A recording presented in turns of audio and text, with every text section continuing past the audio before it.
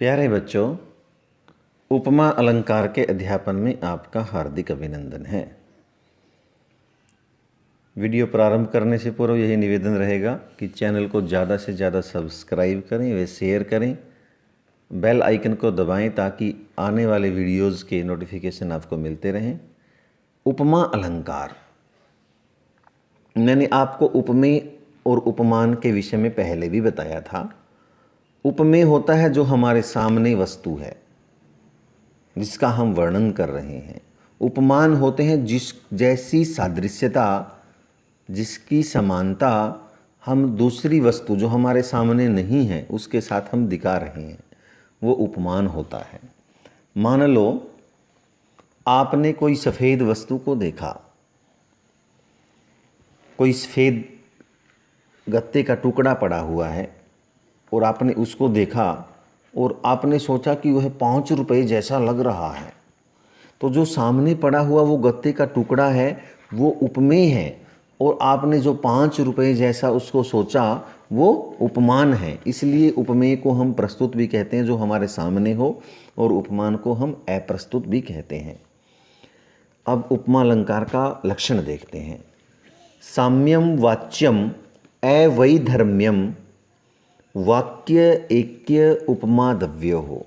ध्यान से देखें, साम्यम वाच्यम अवैधर्म्यम, यहाँ बिंदी समझे आप यह के ऊपर, वाक्य ऐक्य उपमादव्यो हो कि उपमान देखो, साम्यम वाच्यम की समानता कहना, अवैधर्म्यम वैधर्म्य को छोड़ करके, विधर्मता को छोड़ करके, पृथकता को छोड़ करके, वाक्य ऐक्य एक वाक्य में उपमादव्यो हो दोनों की, अर्थात उपमेय और उपमान में भिन्नता होते हुए भी, वैधर्म्य होते हुए भी, भिन्नता होते हुए भी, दव्यो हो दोनों की, दोनों में किन में, उपमेय और उपमान में भिन्नता होते हुए भी समान धर्म के कारण, समान धर्म के कारण साम्यम वाच्यम, उनकी तुलना जब करें वहाँ पर उपमा अलंकार होता है। फिर से देखें, साम्यम वाच्यम की समानता का कथन करना, वैधर्म्यम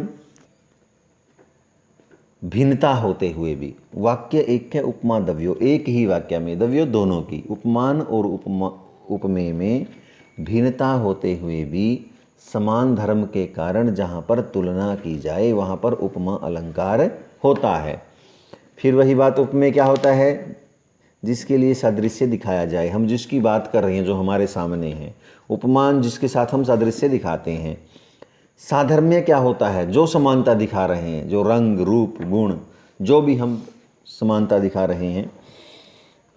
और साधर्म्यवाची शब्द क्या होते हैं, जो समानता दिखाने के वाचक शब्द हैं, जैसे इव, सम, समान, सा, ये सारे क्या हैं, साधर्म्यवाची शब्द हैं।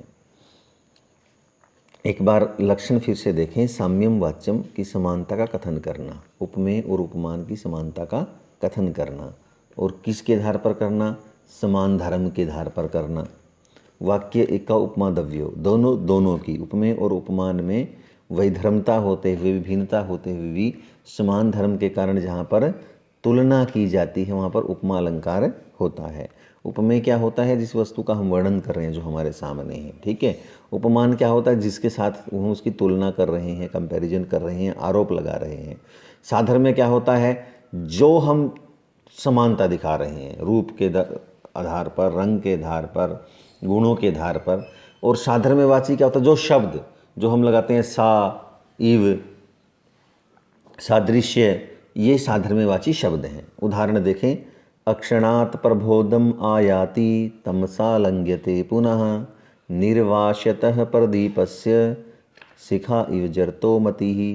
यहाँ पर एक जो दीपक है, क्या है, जो एक दीपक है, उस दीपक की तुलना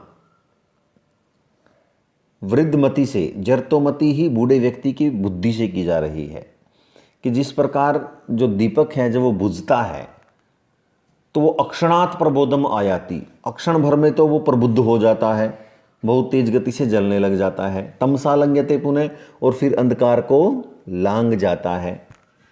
अक्षणात थोड़ी देर में ही प्रबोधमायाति प्रबुद्ध हो जाता है, एकदम अधिक जलने लग जाता है और तमसा लंघयते पूर्ण अंधकार को लांघ जाता है। निर्वाश्यतः प्रदीपस्य शिखा इव जर्तोमति। जर्तोमति बूढ़े व्यक्ति की जो बुद्धि होती है, कहते हैं ना कि जो बूढ़ों का जो मन है वो बच्चों जैसा होता है, वही बात। कई बार तो वो बहुत अच्छी अच्छी बातें करने लग जाते हैं वृद्धों वाली, और कई बार बचपना बातें वो करने लग जाते हैं। निर्वास्यतः बूझते हुए, प्रदीपस्य अर्थात शांत होते हुए, प्रदीपस्य दीपक की, शिखा इव उस बत्ती के समान, उस ज्वाला के समान, जर्तोमति ही वृद्ध व्यक्ति की बुद्धि होती है। तो यहाँ पर जो शिखा है, और कैसी शिखा, बुझते हुए दीपक की, उसकी तुलना किससे की गई है, वृद्ध व्यक्ति की बुद्धि से की गई है। इसलिए इव यहाँ पर वाचक शब्द है शिखा इव में, ठीक है, इसलिए यहाँ पर उपमा अलंकार है। प्यारे बच्चों, आशा है समझ में आया होगा। अगर नहीं समझ में आए तो मुझे कमेंट में ज़रूर बता दिया करो। धन्यवाद।